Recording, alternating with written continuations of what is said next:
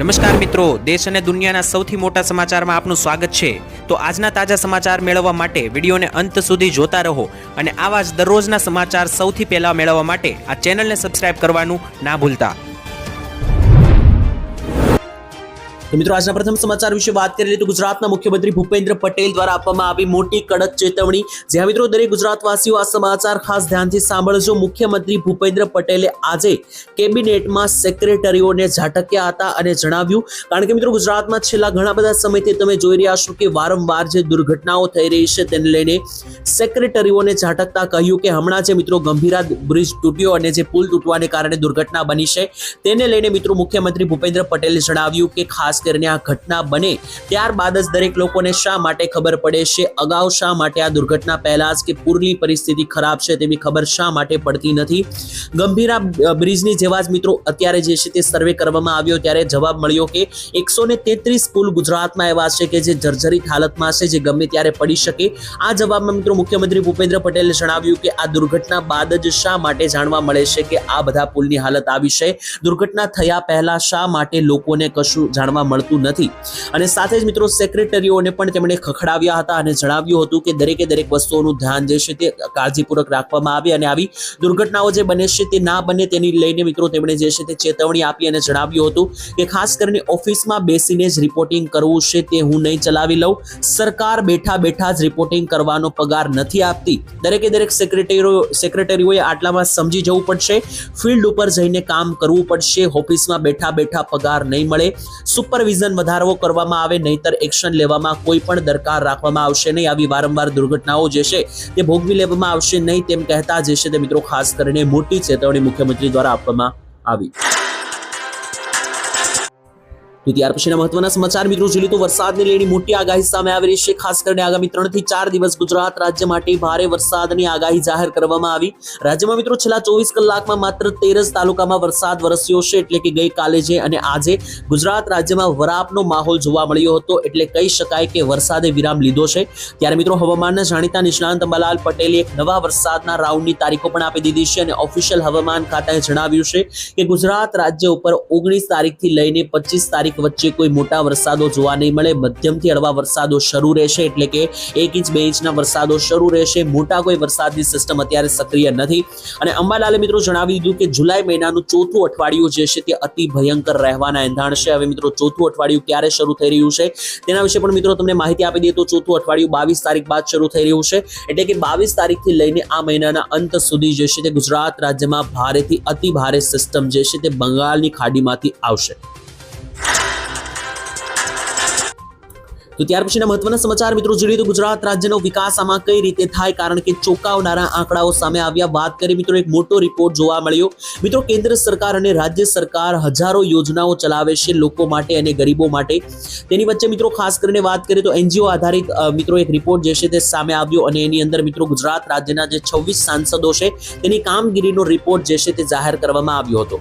હવે મિત્રો તમને જણાવી દઈએ તો મતદારોની આશાઓ તેમના હાથમાં મોટા પાયે વિકાસ ભંડોળ હોવા છતાં ગુજરાતના सांसदोए जे छे ते मित्रों छेल्ला 1 वर्षमां तेमने फाळवेल जे भंडोळ छे એટલે કે મિત્રો જે ગ્રાન્ટ આપવામાં આવે છે, જે ખાસ કરીને સરકાર પેકેજ જાહેર કરતી હોય છે, જે પૈસા ફાળવવામાં આવે છે તેમાં માત્ર ને માત્ર સરકારના સાંસદો 4.2% જ રકમ જે છે તે ખર્ચ કરી શક્યા છે। જાણીને મિત્રો તમને નવાઈ લાગશે કે 95% રૂપિયા વાપર્યા વગરના જ પડ્યા રહે છે। લોકો માટે જે પૈસા ફાળવવામાં આવે છે તેમાંથી માત્ર 4% પૈસા જ વાપરવામાં આવ્યા છે। જ્યાં મિત્રો ચિંતાજનક સમાચાર છે, કારણ કે 26 સાંસદ છે મિત્રો સરકારના, તેમાંથી 14 મત વિસ્તારોમાં તો એક પણ વિકાસ પ્રોજેક્ટ પૂરો થયો નથી, એટલે કે સરકાર જે પ્રોજેક્ટ પૂરા પાડે છે તો 14 જેટલા મત વિસ્તાર તો એવા છે કે જ્યાં એક પણ પ્રોજેક્ટ જે છે તે પૂરો થઈ શક્યો નથી। જે મિત્રો ગંભીર આંકડાઓ છે, જાણીને મિત્રો દુઃખ લાગે, કારણ કે જ્યારે વિકાસ કરવા ગુજરાતનો વિકાસ થવાની આપણે વાત કરી અને જ્યારે જાણવા મળે કે 100% ફંડમાંથી માત્ર 95% ફંડ વપરાયા વગરનું પડ્યું છે, ત્યારે આપણને એ વાત થાય કે ખાસ કરીને ગુજરાતનો વિકાસ આમાં કઈ રીતે પોસિબલ થાય। તો ત્યાર પછીના મહત્વના સમાચાર મિત્રો જોઈએ તો 2-3 મહિના થઈ ચૂક્યા છે ભારત પાકિસ્તાનનું જે સંઘર્ષ અને ઘર્ષણ જોવા મળ્યું હતું, નાનકડું યુદ્ધ જોવા મળ્યું હતું. ત્યારબાદ મિત્રો ફરી એકવાર આજે પાકિસ્તાન તરફથી મોટી યુદ્ધની ધમકી જે છે તે ભારતને આપવામાં આવી છે. મિત્રો જણાવી દઈએ તો ડોનાલ્ડ ટ્રમ્પ જે છે તે ખાસ કરીને સપ્ટેમ્બર મહિનાની અંદર એટલે કે 2 મહિના બાદ અમેરિકાના રાષ્ટ્રપતિ ડોનાલ્ડ ટ્રમ્પ પાકિસ્તાનનો પ્રવાસ કરવાના છે. તેની પહેલા પાકિસ્તાને જે છે તે ભારતને આજે મોટી ચેતવણી આપી દીધી. વોશિંગ્ટન ખાતેથી મિત્રો પાકિસ્તાનના ભૂતપૂર્વ વિદેશ મંત્રી બિલાવલ ભુટ્ટોએ આશંકા વ્યક્ત કરી ફરી એકવાર તેમણે મિત્રો કહ્યું કે ભારત અને પાકિસ્તાન વચ્ચે ફરીથી યુદ્ધ ફાટી નીકળશે તો અમેરિકન રાષ્ટ્રપતિ ટ્રમ્પ પાસે તેને રોકવાનો સમય પણ નહીં હોય. કારણ કે મિત્રો બિલાવલ ભુટ્ટોએ જણાવ્યું કે ભારતે જે સિંધુ નદીનું પાણી રોક્યું છે તેને લઈને પાકિસ્તાનમાં મિત્રો અત્યારે ભૂખમરા જેવી પરિસ્થિતિ છે, જેને લઈને બિલાવલ ભુટ્ટોએ જણાવ્યું કે જો પાકિસ્તાનને પાણી ભારત નહીં આપે તો ફરી એકવાર ભારત યુદ્ધ માટે તૈયાર રહે તેવી પણ મિત્રો જે છે તે જાહેરાત અને માહિતી બિલાવલ ભુટ્ટો દ્વારા આપવામાં આવી.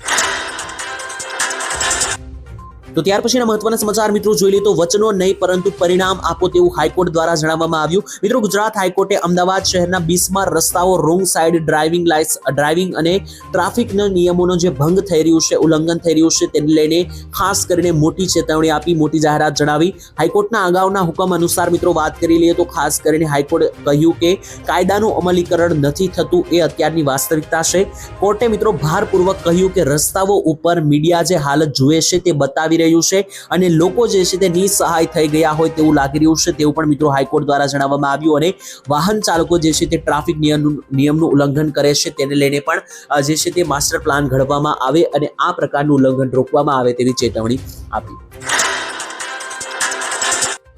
તો ત્યાર પછીના મહત્વના સમાચાર જોઈ લઈએ તો સતત ચોથા દિવસે પણ હડતાળ જે છે તે યથાવત જોવા મળી. મિત્રો જણાવી દઈએ તો મોટા સમાચાર, દરેક પશુપાલકો જે છે તે અત્યારે ખાસ કરીને દૂધનો વાર્ષિક ભાવફેર અને એનાથી ચોમાસું, ખેતી, બાળકોના અભ્યાસની તેમજ સામાજિક કામકાજોના આયોજન કરેલ હોય છે તેવું જણાવવામાં આવ્યું. એટલે કે મિત્રો તમને ટૂંકમાં જણાવી દઈએ તો અત્યારે પશુપાલકો જે છે તે દૂધના ભાવને લઈને હડતાળ ઉપર છે, જે આજે ચોથો દિવસ થયો છે અને હજુ પણ હડતાળ યથાવત છે.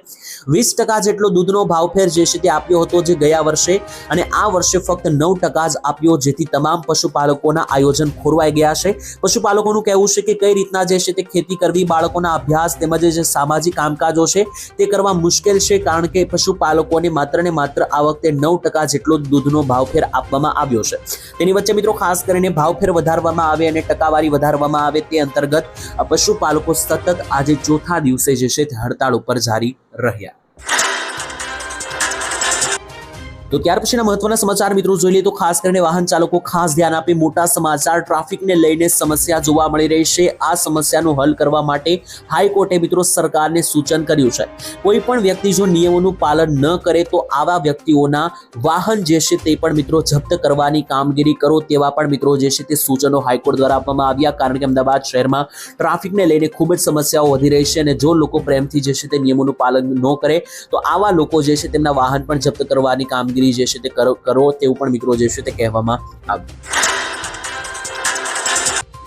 તો ત્યાર પછીના મહત્વના સમાચાર મિત્રો જોઈએ તો દેવા માફી અંગે મોટા આંદોલનની ચીમકી ઉચ્ચારવામાં આવી ખેડૂત આગેવાનો દ્વારા. વાત કરીએ તો મિત્રો ખેડૂતોને પૂરાપૂરી કર્જ માફી એટલે કે લોન માફી, દેવા માફી કરવામાં આવે અને એમ કહીને મિત્રો ખેડૂતોનો 7/12 દાખલો કોરો કરવામાં આવે એ માટે પ્રહાર પક્ષના ભૂતપૂર્વ વિધાનસભા બચુભાઈ ડકોએ પદયાત્રા કાઢી હતી. 5મી જુલાઈથી અમરાવતી જિલ્લાના પાપડ ગામથી મિત્રો આ પદયાત્રા શરૂ કરી હતી, જે સોમવારના રોજ મહા તાલુકાના આંબોડા ગામમાં પૂરી થઈ હતી. અને અહીંયા મિત્રો આ ભાઈની સાથે એટલે કે બચુભાઈ ડકોના સમર્થનમાં ખેડૂત નેતા મનોજ જરાંગેએ પણ કહ્યું કે સરકાર ખેડૂતોની પૂરેપૂરી લોન માફી કરે, કર્જ માફી કરે, એટલે ખેડૂતોના દેવા માફી અંગે માંગણી કરવામાં આવી. અને જો સરકાર કર્જ માફી નહીં કરે તો ખાસ કરીને આખા મહારાષ્ટ્રની અંદર ચક્કાજામ આંદોલન પણ કરીશું તેવું પણ મિત્રો ચીમકી ઉચ્ચારવામાં આવી. એટલે કે ખેડૂતના આગેવાનો અને જે મિત્રો આગેવાન સંગઠનો છે તે મિત્રો ખાસ કરીને ખેડૂતોના દેવા માફીની માંગણી કરી રહ્યા છે અને જો આમ નહીં થાય તો મહારાષ્ટ્રની અંદર ચક્કાજામ કરીને આંદોલન કરીશું એવી પણ ચીમકી જે છે તે મિત્રો ઉચ્ચારવામાં આવી. તો મિત્રો અહીંયા જે છે ત્યાં આગેવાનોની વાત અને સંગઠનોની વાત સાચી છે કે નહીં, તમારું શું માનવું છે કોમેન્ટમાં લખીને જણાવી દેજો. ત્યાર પછીના મહત્વના સમાચાર મિત્રો જોઈએ તો ખેડૂતોને દર મહિને જે છે તે 3000 રૂપિયા આપવામાં આવશે. મિત્રો પ્રધાનમંત્રી કિસાન યોજના સાથે કેન્દ્ર સરકાર દ્વારા એક મોટી યોજના ચલાવવામાં આવે છે, જે અંતર્ગત ખેડૂતોને જે છે તે ખૂબ મોટી રકમ આપવામાં આવે છે. વર્ષે જે છે તે મિત્રો ખાસ કરીને 36000 અને દર મહિને 3000 ની સહાય આપવામાં આવે છે. આ યોજનાનું નામ છે મિત્રો પ્રધાનમંત્રી માનધન યોજના. તેમાં તમારે શું કરવાનું રહેશે તેની પણ તમને માહિતી આપીએ તો મોટા સમાચાર છે. ખાસ કરીને દરેક ખેડૂત ભાઈઓ છે તે આ યોજનાનો લાભ મિત્રો લઈ શકે, જેની અંદર તમારે જે છે તે મિત્રો દર મહિને અત્યારે નજીવું પ્રીમિયમ માત્ર 200 રૂપિયાનું ભરવાનું રહેશે. એટલે કે મિત્રો અત્યારે તમારે જે છે તે આ નજીવું 200 રૂપિયાનું પ્રીમિયમ અત્યારે ભરવાનું રહેશે અને 60 વર્ષની ઉંમર બાદ જે છે તે મિત્રો સરકાર તમને ઘરે બેઠા જે છે તે મિત્રો દર મહિને 3000 રૂપિયા આપશે. કારણ કે ખેડૂતો મિત્રો ઉંમર થયા બાદ 60 વર્ષની ઉંમર બાદ જે છે તે કામ કરી શકતા નથી. તે પરિસ્થિતિમાં પોતાનું ઘર ગુજરાન ચલાવવા માટે સરકાર જે છે તે ખેડૂતોને પૈસા આપશે દર મહિને 3000 જે છે તે મિત્રો અને વર્ષે 36000 ની સહાય આપશે.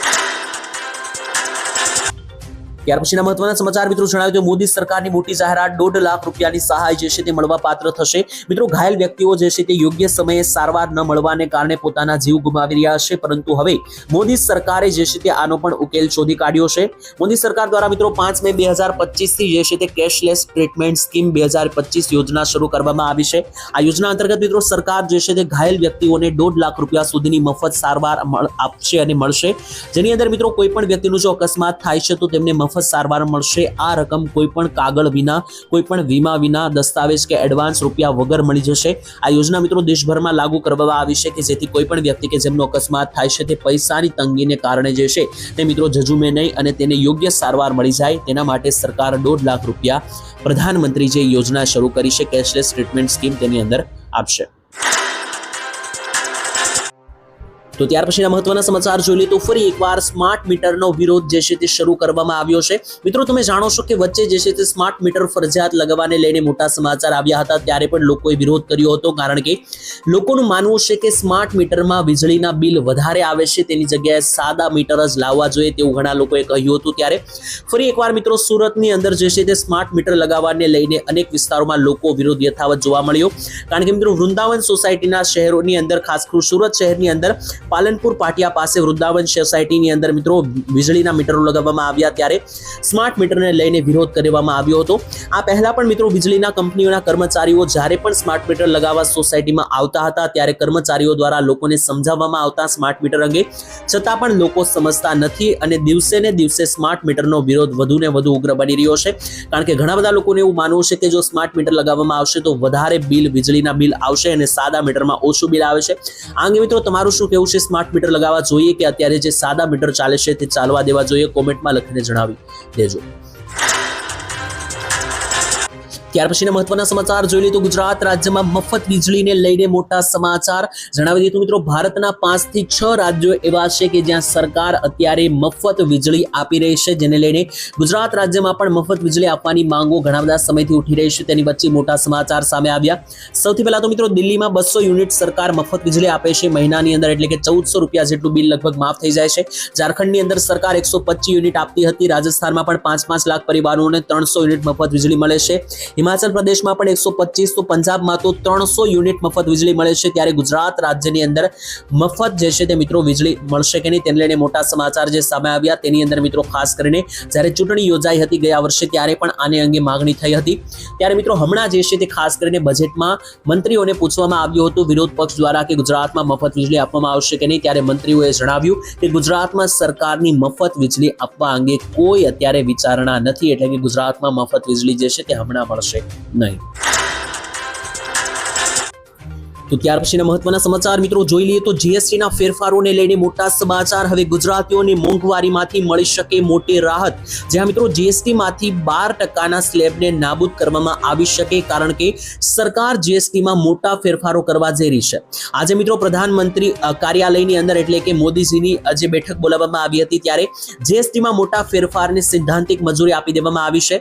સૂત્રોનું માનીએ તો મિત્રો જીએસટી અમલીકરણના 8 વર્ષ પછી આ પહેલો મોટો ફેરફાર હશે અને આ ફેરફાર મિત્રો એક ખૂબ મોટો રહેશે, કારણ કે જો 12% જીએસટી સ્લેબને નાબૂદ કરવામાં આવશે તો ઘણી બધી વસ્તુઓ મિત્રો સસ્તી થઈ જવાની છે, જેની અસર સીધી તમારા ખિસ્સા ઉપર પડશે. અને ઓગસ્ટ મહિનાની અંદર મિત્રો જે ચોમાસું સત્ર શરૂ થશે ત્યારે મિત્રો જીએસટીની કાઉન્સિલની બેઠકમાં આ અંગેનો પ્રસ્તાવ જાહેર કરવામાં આવી શકે તેવું કહેવામાં આવ્યું છે. જીએસટી કાઉન્સિલ સૌથી મોટી સંસ્થા છે જે પરોક્ષ કર ઉપર નિર્ણય લેશે, અને હવે મિત્રો જે જીએસટીની બેઠક બોલાવવાની છે, જીએસટી કાઉન્સિલની બેઠક થવાની છે તે ઓગસ્ટ મહિનાની અંદર, એટલે કે આવનારા ચોમાસા સત્રની અંદર 1 મહિના પછી થવાની છે. તેની અંદર જો મિત્રો નિર્ણયો લેવામાં આવશે, 12% સ્લેબ નાબૂદ કરવામાં આવશે, તો જીએસટીની અંદર મોટો ફેરફાર થશે અને તમને અઢળક વસ્તુઓ જે છે તે સસ્તી થતી જોવા મળશે. તો ત્યાર પછીના મહત્વના સમાચાર જોઈ લઈએ તો ખેડૂતો સાથે જે છે તે હવે ચેડા કરનારની ખેર નહીં તેવું જણાવવામાં આવ્યું કૃષિ મંત્રી દ્વારા. હાલ મિત્રો બજારમાં જે છે તે ખેડૂતો સાથે ઘણી બધી છેતરપિંડીઓ ચાલી રહી છે, તેને લઈને મોટા સમાચાર. બજારમાં ખેડૂતો સાથે છેડા કરવા વાળી ઘણી બધી કંપનીઓ ચાલી રહી છે, જેના કારણે ખેડૂતોને ઉપજ મેળવવામાં સમસ્યાનો જોવાનો વારો આવે છે. તો આ જેટલી પણ કંપનીઓ છે કે જે ખેડૂતોને ખાતર, બિયારણ અથવા જંતુનાશક દવાના નામે નકલી વસ્તુઓ આપી રહી છે, નકલી પ્રોડક્ટ આપી રહી છે, જેથી ખેડૂતોનો પૈસા બગડી રહ્યા છે અને સાથે જ ખરાબ વસ્તુ વાપરવાને કારણે જમીન બગડી રહી છે, પાક સારા નથી આવતા.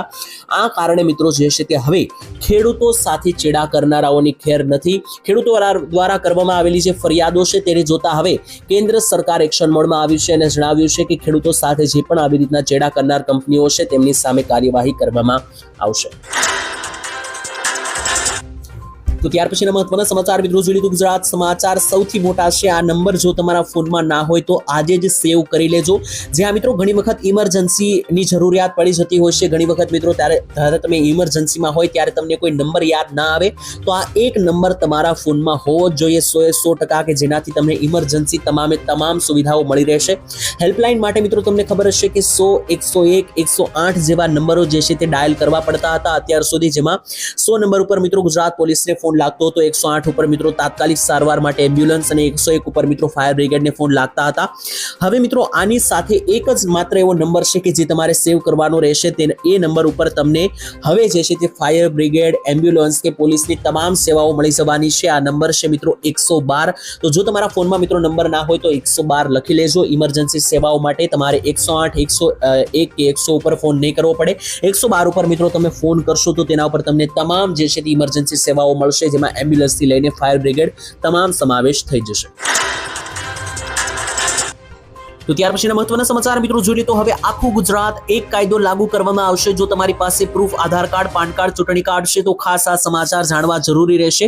હવે મિત્રો રાજ્યની અંદર જે છે તે ભૂપેન્દ્ર પટેલની ગુજરાત સરકાર યુનિફોર્મ સિવિલ કોડની જેમ યુનિફોર્મ નામકરણ પોલિસી પણ આવી રહી છે, જેથી હવે તમારા દસ્તાવેજોની અંદર આ કામ તમારે ફરજિયાત કરવું પડશે. હવેથી મિત્રો જન્મ મરણના દાખલા અને આધાર કાર્ડમાં સૌ પ્રથમ વ્યક્તિનું નામ, પછી પિતાનું નામ અને પછી પતિનું નામ અથવા તો છેલ્લે જે છે તે મિત્રો અટક લખવામાં આવશે. બાળકના પિતા તેમજ માતાની કોલમમાં પણ સૌ પ્રથમ મિત્રો નામ, ત્યાર પછી મિડલ નેમ અને છેલ્લે તમારે અટક લખવાની રહેશે. એટલે કે મિત્રો પહેલા જ્યારે તમે નામ લખતા ત્યારે તમે જે છે તે પહેલા અટક લખી દેતા, એટલે કે પહેલા સરનેમ, પછી વ્યક્તિનું નામ અને છેલ્લે પિતાનું નામ લખતા હતા. હવે જે છે તે આ ફોર્મેટ બદલવામાં આવશે. હવે તમે ક્યારે પણ મિત્રો નામ લખો છો, કોઈ પણ મરણ તારીખના દાખલા, જન્મ તારીખના દાખલા કે આધાર કાર્ડની અંદર, તો સૌથી પહેલા તમારે તમારું નામ, પછી પિતાનું નામ અથવા પતિનું નામ અને છેલ્લે જે છે તે અટક લખવાની રહેશે. આ સૂચના જે છે તે રાજ્ય સરકારના નાયબ મુખ્ય રજિસ્ટર દ્વારા પરિપત્ર બહાર પાડીને જણાવવામાં આવ્યું. તો ખાસ મિત્રો આ ભૂલ ના કરતા ખાસ ચેક કરજો, નહીતર મિત્રો આગળ જે છે તે આ નામ ફેરવવાના મિત્રો જે છે તે લોચા પડી શકે. ત્યાર પછી આજના સૌથી મોટા સમાચાર જોઈ લઈએ તો મિત્રો ખાસ કરીને બેંક ખાતા બંધ થઈ રહ્યા છે. તો જો તમારું બેંકમાં ખાતું હોય તો સાવધાન થઈ જજો, નહીતર તમારું બેંક ખાતું પણ બંધ કરી દેવામાં આવશે. ભારતીય રિઝર્વ બેંક એટલે કે મિત્રો આરબીઆઈ દ્વારા મોટી જાહેરાત કરવામાં આવી હતી અને એને લઈને બેંક ખાતાઓ બંધ કરવાનો પણ નિર્ણય લીધો છે. જો મિત્રો તમારા બેંક ખાતાની અંદર છેલ્લા 12 મહિનાની અંદર કોઈ પણ પ્રકારની પ્રવૃત્તિ એટલે કે લેવડ દેવડ થઈ નહીં હોય તો મિત્રો તમારું બેંક ખાતું નિષ્ક્રિય કરી દેવામાં આવશે, એટલે કે બંધ કરવામાં આવશે. અથવા તો મિત્રો જો તમારા લાંબા સમયથી બેંક ખાતાની અંદર બેલેન્સ જે છે તે એમનું એમ પડ્યું હોય, ₹0 બેલેન્સ પડ્યું હોય તો પણ તમારું બેંક ખાતું બંધ કરવામાં આવી શકે. તો જો મિત્રો તમે બેંકની અંદર લેવડ દેવડ કરતા નથી તો કરી લેજો. 1 વર્ષથી મિત્રો જો નિષ્ક્રિય એટલે કે મિત્રો જો બેંક ખાતું વાપરેલ નહીં હોય તો તાત્કાલિક મિત્રો તેને નિષ્ક્રિય કરવામાં આવી શકે. તો મિત્રો જો તમે બેંક એકાઉન્ટ ના વાપર્યું હોય તો ખાસ જોઈ લેજો કે તમારું બેંક એકાઉન્ટ અત્યારે સક્રિય છે કે નિષ્ક્રિય, અથવા જો નિષ્ક્રિય થઈ ચૂક્યું હોય તો પણ મિત્રો ટેન્શન લેવાની જરૂરિયાત નથી. તમે બેંકની બ્રાન્ચ ઉપર એટલે કે શાખાએ જઈને ફરી એકવાર તમારું ખાતું જે છે તે સક્રિય કરી શકો. તો ત્યાર પછીના મહત્વના સમાચાર મિત્રો જોઈએ તો 2000 રૂપિયાના હપ્તાને લઈને મોટા સમાચાર. હવે મિત્રો 2 થી 3 દિવસની અંદર ખાસ કરીને તારીખોની જાહેરાત થઈ શકે તેની વચ્ચે મોટા સમાચાર આવી રહ્યા છે. જ્યાં મિત્રો 18 જુલાઈ પહેલા જે છે તે ખેડૂતોના ખાતામાં હપ્તો આવી જઈ શકે, કારણ કે 18 તારીખે પ્રધાનમંત્રી મોદી જે છે તે બિહાર ખાતે જવાના છે અને બિહાર ખાતેથી 18 જુલાઈએ હપ્તો જે છે તે મોદીજી બહાર પાડશે તેવું કેટલાક અહેવાલો અનુસાર સામે આવી રહ્યું છે.